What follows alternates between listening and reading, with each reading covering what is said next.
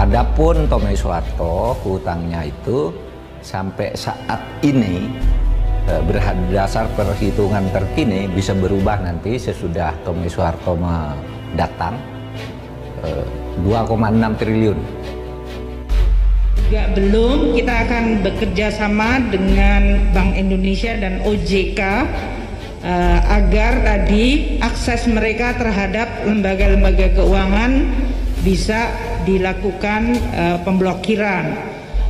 Ini adalah sesuatu yang bisa kita juga lakukan karena nama-nama mereka jelas, perusahaannya mungkin dulu ada, dan oleh karena itu tadi aset tracingnya menjadi penting dan kemudian obligasi atau kewajibannya bisa diidentifikasi.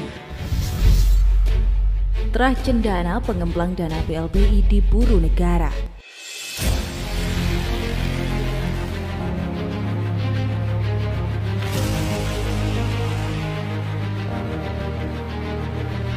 Presiden mengeluarkan Kepres nomor 6 tahun 2021 yang isinya menugaskan kepada kami lintas kementerian dan lembaga untuk melakukan penagihan terhadap para obligor dan debitur BLBI.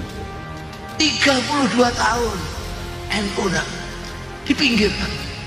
Itu yang namanya tentara yang bikin Golkar itu nindas NU luar biasa, banyak kiai hilang, banyak macam-macam.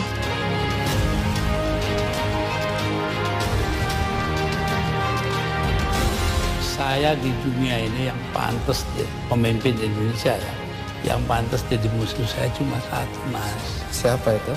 Pak Harto.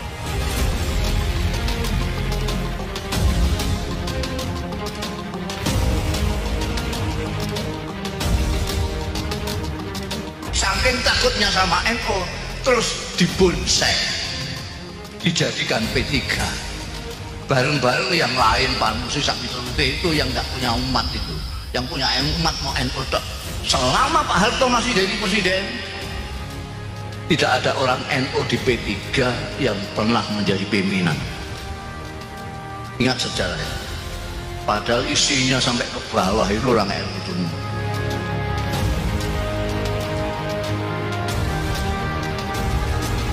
Saya di dunia ini yang pantas pemimpin Indonesia ya, yang pantas jadi musuh saya cuma satu, Mas. Siapa itu? Pak Harto. Mangane maaf ya, akeh wong kualat karo NU akeh. Satgas Penanganan Hak Tagih Negara Dana Bantuan Likuiditas Bank Indonesia (BLBI) memanggil Hutomo Mandala Putra atau Tommy Soeharto terkait penyelesaian hak tagih negara dana BLBI senilai 2,61 triliun rupiah. Pemanggilan ini ditujukan kepada Tommy Soeharto dan Roni Hendarto Rono Wicaksono selaku pengurus PT Timor Putra Nasional.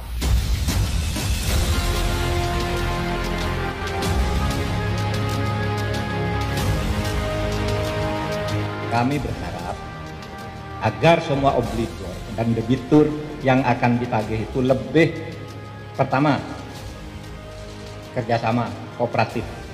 Karena itu uang negara, tidak ada yang bisa bersembunyi. Karena di sini daftarnya ada dan Anda semua punya daftar para obligor dan debitur. Kalau akan terjadi pembangkangan, meskipun ini perdata, supaya diingat bahwa kalau sengaja melanggar hutang keperdataan ini, bisa saja nanti berbelok ke pidana.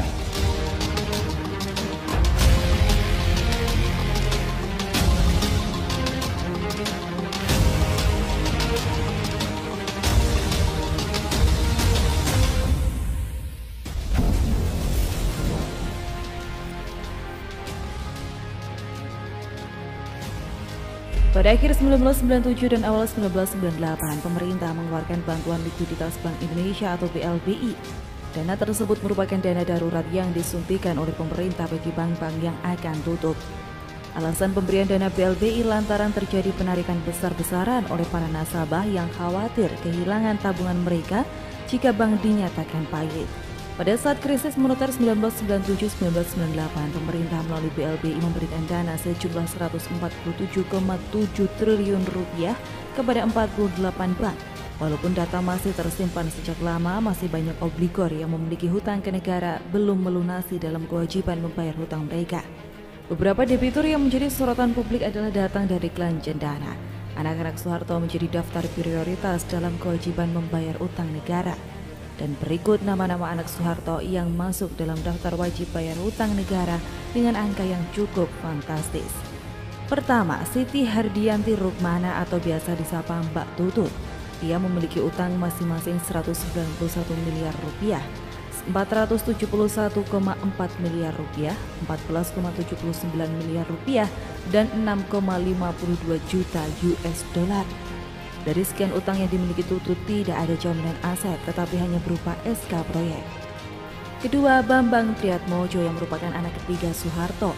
Ia memiliki utang kepada negara diperkirakan sebesar 60 miliar rupiah. Utang tersebut dipakai untuk penyelenggaraan acara multi-event olahraga se-Asia Tenggara atau SEA Games pada tahun 1997. Ketiga adalah Hutomo Mandala Putra alias Tommy Soeharto yang merupakan anak bungsu dari keluarga Cendana. Ia juga diminta untuk melunasi utangnya ke negara terkait dana BLBI sebesar 2,61 triliun rupiah. Tak hanya itu saja, Tommy berkewajiban untuk melunasi utang-utangnya pada kasus BLBI ketika bank miliknya yakni Bank Pesona Utama mendapat bantuan likuiditas senilai 2,33 triliun rupiah. Saya mengapresiasi upaya pemerintah untuk menagih kembali dana-dana yang telah dikeluarkan untuk para pengemplang uang negara. Bertahun-tahun para penggarong uang negara, baik yang dilakukan keluarga Cendana maupun para Taipan, tidak ada sedikit pun niat baik untuk mengembalikan pinjaman tersebut. Hak istimewa yang diberikan kepada anak-anak Soeharto membuat negara ini bangkrut pada zamannya. Uang negara yang seharusnya untuk menyejahterakan rakyat dikuasai seakan negara ini milik keluarga. Uang negara dimainkan oleh klan Cendana dan para Taipan secara terstruktur dan masif. Dengan kegeraman ini, saya berharap pemerintah dengan sungguh-sungguh menelusuri jejak dana yang disimpan oleh kejahatan masa lalu sampai ke anak cucu mereka. Kalau saja sejak SBY berkuasa kasus ini dibuka, tentunya uang negara yang menguap entah kemana dapat kembali. Namun jangan berharap banyak, 10 tahun SBY berkuasa malah memupuk korupsi kian masif. Untuk menyelesaikan kasus Bank Senturi saja terbengkalai, apalagi mengurus kasus BLBI. Jadi dalam hal ini SBY tak berani mengangkat kasus BLBI ini ke permukaan. Lain halnya dengan Jokowi, walaupun telat membuka kasus BLBI, setidaknya pemerintahan Jokowi sudah berupaya keras untuk mengembalikan semua utang negara dari para pelaku pengemplang dana BLBI, terutama utang-utang dari klan Cendana.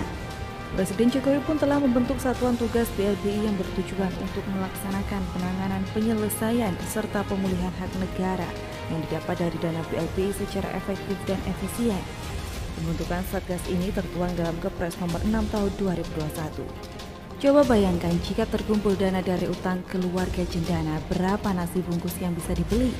Berapa bulan bisa mengadakan demo berjilid-jilid? Jadi siap-siap buhirnya kadrun akan bangkrut.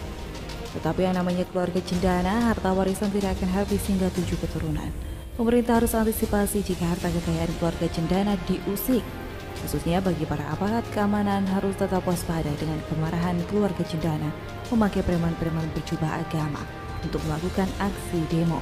Jokowi ingin uang rakyat yang mengendap di rekening mereka kembali kepada rakyat. Sudah cukup kita ditindas oleh rezim Orde Baru yang membuat banyak rakyat miskin tambah melarat dan membuat orang kaya makin melimpah kekayaannya. Kita doakan semoga pemerintah bisa menarik kembali semua utang para pengemplang dana BLBI. Selain itu, kekayaan yang didapat dari mulai proyek bernilai fantastis hingga bermain culas dengan praktik monopoli pun harus ditarik hartanya. Jadi, bagaimana menurut Anda?